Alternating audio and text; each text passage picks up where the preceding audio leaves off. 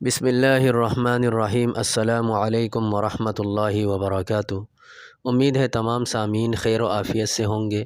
I am شمس العالم ظہیری۔ آج کے video کا ٹاپک ہے سب سے بڑا عابد کون ہے؟ ایک شخص نبی علیہ الصلاۃ والسلام کی خدمت میں حاضر ہوا اور اس نے بڑا خوبصورت سوال پوچھا۔ اللہ کے نبی صلی اللہ علیہ وسلم، میں بہت عبادت گزار بننا چاہتا ہوں، میں چاہتا ہوں کہ بہت بڑا عابد بن جاؤں۔ اس کے جواب میں اللہ رب العزت کے پیارے حبیب صلی اللہ علیہ وسلم نے فرمایا، تم گناہوں سے اپنے آپ کو بچا لو، تم سب سے زیادہ عبادت گزار بن جاؤ گے۔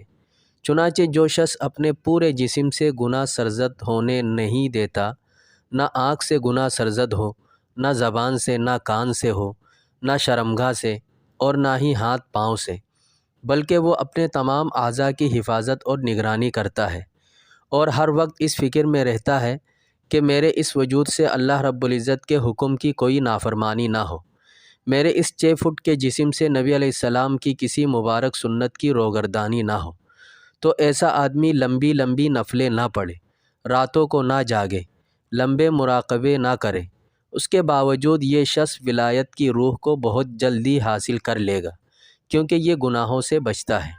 امید ہے آج کی ویڈیو آپ کو پسند آئی ہوگی۔